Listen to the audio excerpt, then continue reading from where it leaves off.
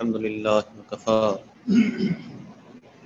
الحمد للہ وکفا سلام علی عباده الذین اصطفى اما بعد۔ کل ہم نے معمولات نقشبندیہ میں چوتھا معمول تلاوت قرآن پاک کا تذکرہ کیا اور تلاوت قرآن پاک کے بارے میں کل ہم نے یہ بتایا کہ اللہ تعالیٰ قرآن پاک میں فرماتے ہیں کہ جن کو کتاب دی گئی انہوں نے اس کتاب کے پڑھنے کا حق ادا کیا، یہی وہ لوگ ہیں جو اس کتاب پر ایمان رکھتے ہیں۔ تو جو تلاوت زیادہ کرتا ہے اس کا ایمان زیادہ بڑھتا ہے۔ اسی طرح اس مبارک کلام کی فضائل میں سے ہے کہ اس کے ذریعے سے انسان کے دل کی بیماریاں دور ہوتی ہیں، باطنی بیماریاں دور ہوتی ہیں۔ باطنی بیماریاں کس کو کہتے ہیں؟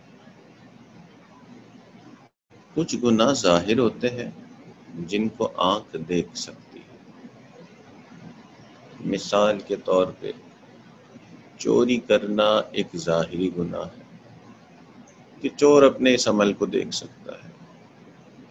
شراب پینا ظاہری گناہ کہ یہ عمل دیکھا جا سکتا ہے، آنکھ سے دیکھا جا سکتا ہے۔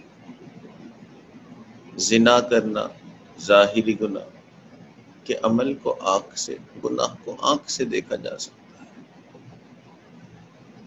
کچھ گناہ ایسے ہوتے ہیں کہ جن کو آنکھ بھی نہیں دیکھ سکتی،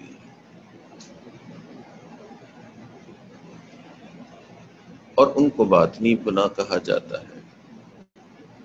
مثال کے طور پہ تکبر ایک باطنی گناہ ہے۔ تکبر کیا ہے؟ کہ انسان اپنے آپ کو دوسروں سے افضل سمجھے، چاہے وہ اپنے مال کی وجہ سے وہ اپنے آپ کو افضل سمجھے،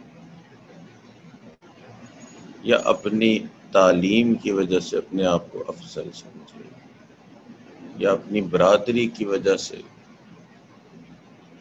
یا اپنے حسن و جمال کی وجہ سے، یا اپنی ذہانت کی وجہ سے کوئی کارنامہ سر انجام دے دیا تو اب اپنے آپ کو افضل سمجھنے لگے۔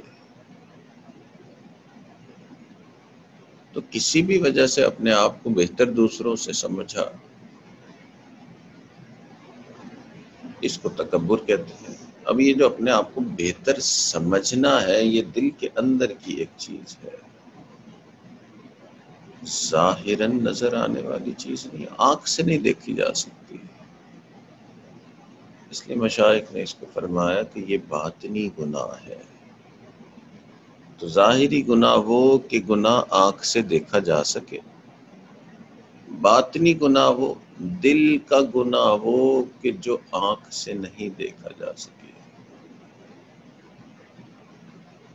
تو سوال یہ پیدا ہوتا ہے کہ جی زیادہ بڑا گناہ کون سا ہے؟ آنکھ سے دیکھا جائے گا تو ظاہری زیادہ بڑا گناہ ہوگا، لوگ بھی دیکھیں گے اس کو، مگر کئی مرتبہ ایسا محسوس ہوا کہ جو آنکھ سے نہیں دیکھے جاتے گناہ وہ زیادہ بڑے گناہ ہوتے ہیں۔ مثال کے طور پہ اب یہ تکبر کا گناہ جو ہے اس کے بارے میں حدیث پاک میں آتا ہے، لا يدخل الجنہ من کان فی قلبہ مثقال ذرۃ من کبر، وہ شخص تو جنت میں ہی داخل نہیں ہوگا جس کے دل میں رائے کے دانے کے برابر بھی تکبر ہوا۔ تو پتہ چلا کہ یہ دل کے گناہ کئی مرتبہ زیادہ بڑے گناہ ہوتے ہیں، دل کی بیماری زیادہ بڑی بیماری ہوتی ہے۔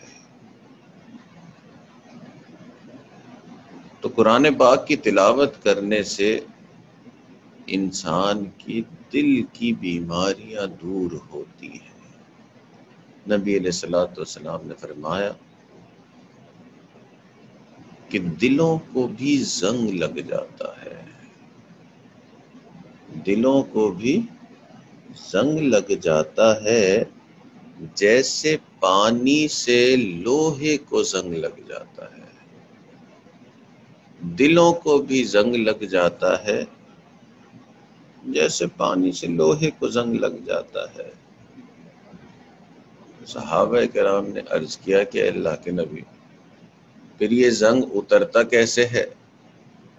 آپ نے فرمایا کہ موت کو یاد کرنے سے اور تلاوت قرآن کی کثرت کرنے سے۔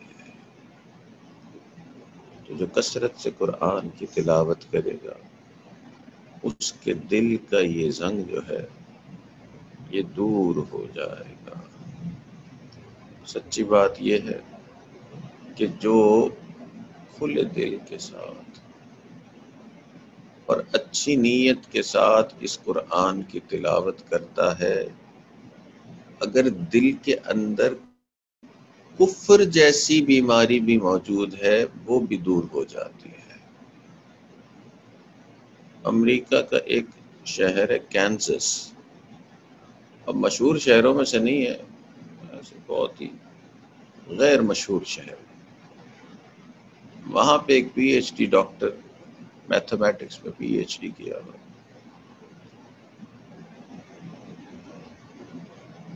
ڈاکٹر جیفری لینگ اس کا نام، وہ مسلمان ہوئے اور پھر انہوں نے ایک کتاب لکھی، ان کی کتاب کا نام ہے اسٹرگلنگ ٹو سرینڈر۔ اپنی کتاب میں عجیب انہوں نے اپنے اسلام لانے کا واقعہ بیان کیا۔ کہنے لگے میں یونیورسٹی میں جب پڑھاتا تھا تو مسلمان طلباء بھی ہوتے تھے اور وہ کہتے تھے یہ جو قرآن ہے یہ اللہ کا کلام ہے، تو میں بڑا حیران ہوتا کہ جی اللہ کے الفاظ ہیں، تو یہودی اور عیسائی تو یہ نہیں کہتے کہ ہماری کتابیں اللہ کے الفاظ ہیں، مسلمان یہ کہتے ہیں۔ تو اس نے کہا کہ ایک دن میں نے سوچا کہ میں دیکھوں تو صحیح کہ یہ مسلمانوں کے جو خدا ہیں وہ کیا کہتے ہیں۔ تو میں نے لائبریری سے جا کے اور جب بک شاپ سے جا کے انگریزی قرآن خریدا، لے کے گھر پہ آیا۔ اب کیونکہ صحیح نیت والا بندہ تھا، کوئی بغض، کوئی نفرت، کوئی عداوت دل میں نہیں رکھتا تھا، حق کی تلاش میں تھا۔ اس نے کہا میں نے قرآن پاک یوں کھولا اور کسی بھی ایسی ایک جگہ تھی وہاں سے پڑھا،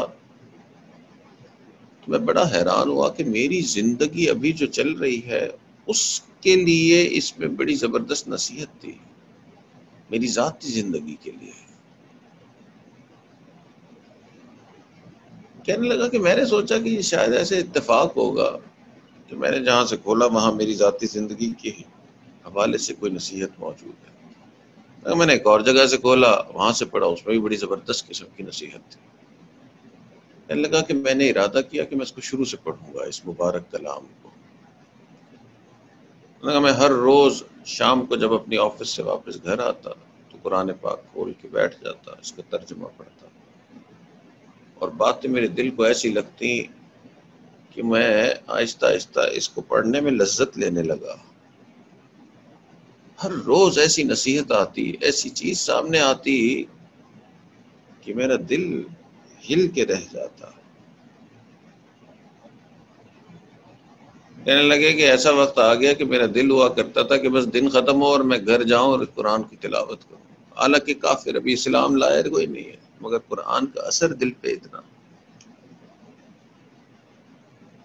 حتیٰ کہ اس نے لکھا اپنی کتاب میں کہ 2-3 مہینے تک قرآن پڑھتا رہا، مجھے محسوس ہوا کہ میں اس مبارک کلام کو نہیں پڑھ رہا، یہ مبارک کلام مجھے پڑھ رہا ہے۔ اس وقت میں اس نتیجے پہ پہنچا کہ مجھے اسلام قبول کر لینا چاہیے۔ تو اللہ تعالیٰ نے اس مبارک کلام کے اندر باطن کی شفا رکھی ہے۔ دل کو جتنا بھی زنگ لگ جائے، جس نے قرآن کی تلاوت کرنا شروع کی اللہ تعالیٰ اس کے دل کو پھیر دیتے ہیں۔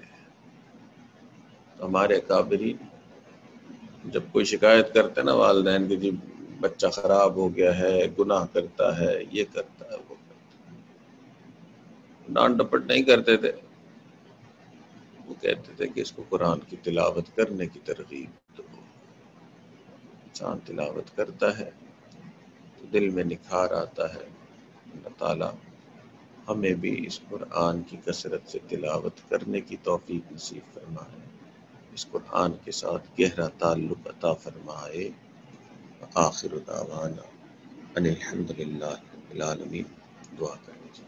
الحمدللہ رب العالمین والصلاة والسلام علی سید الانبیاء والمرسلین۔ اللہم انا نسألک علما نافعا وعملا متقبلا ولسانا ذاکرا وقلبا خاشعا ورزقا واسعا وشفاء من كل داء، وصلی اللہ تعالی علی حبیبہ سیدنا محمد وعلی آلہ واصحابہ اجمعین برحمتک یا ارحم الراحمین۔ جزاکم اللہ۔